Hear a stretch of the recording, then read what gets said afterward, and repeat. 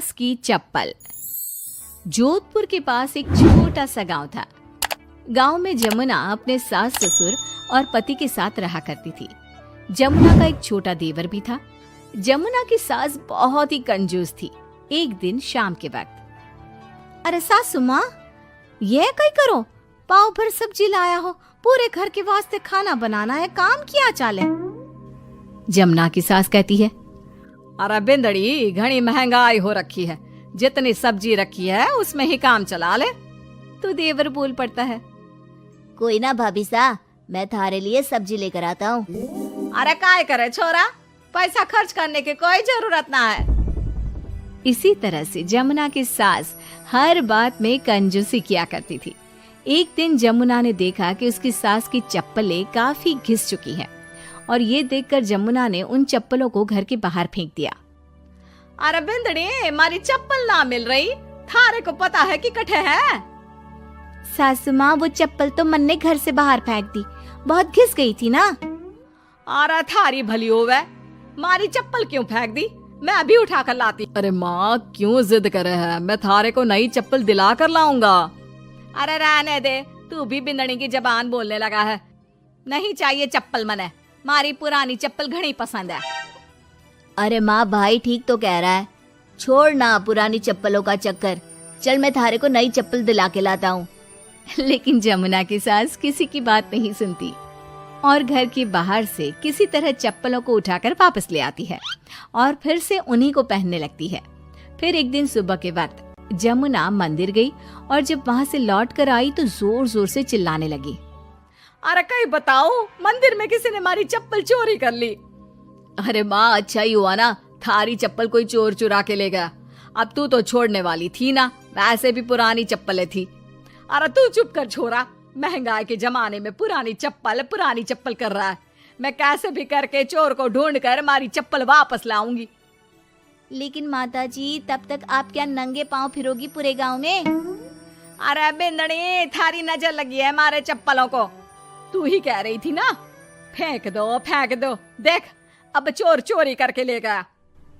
उस दिन के बाद जमुना की सास नंगे पांव ही गांव में घूम घूम कर अपनी चप्पलें ढूंढने लगी और कुछ ही दिनों के बाद जमुना की सास को अपनी टूटी चप्पल एक गरीब औरत के पैरों में नजर आई। पकड़ लिया, अरे पकड़ लिया, तूने हमारी चप्पल चुराई ना, अब मैं थारे को छोड़ूंगी नहीं। अरे माँ जी, मंदिर में पड़ी थी, पुरानी चप्पल है, मारे को लगा किसी के काम की ना है, इसलिए उठा ले आई। अरे पहनने दो ना मारे को। आई बड़ी पुरानी चप्पलों वाली, एक तो हमारी चप्पल चुरा ली, ऊपर से आंखें दिखा रही है, चल वापस दे चप्पल। तभी छोटा बेटा वहाँ पहुँच जाता है और अपनी माँ को इस तरह देखकर कहता है, अरे माँ, क्या कर रही है, अच्छा ना लगे, छोड़ दे, बेचारी गरीब औरत है। मैं कह रहा हूँ ना, मैं थारे को नई चप्पल दिला कर लाऊंगा। ना बेटा, चप्पल तो मैं यही वाली पहनूंगी। ऐसा कहकर जमुना की सास ने उस गरीब औरत से वो चप्पलें छीन ली। इतने पैसे वाली होकर मुझ गरीब से टूटी चप्पल भी छीन ली। अरे भगवान भला करे थारा। जमुना की सास की जिद के आगे किसी की एक ना चली और उसने फिर से वही पुरानी चप्पल पहनना शुरू कर दिया। एक दिन जमुना का पति बिना अपनी माँ को बताए उनके लिए सुंदर जूतियां लेकर आ गया और उसने वही जूतियां लाकर अपनी पत्नी जमुना को दिखाई। देख जमुना, माँ के वास्ते कितनी सुंदर जूतियां लाया हूँ, माँ देखेंगी तो खुश हो जाएंगी।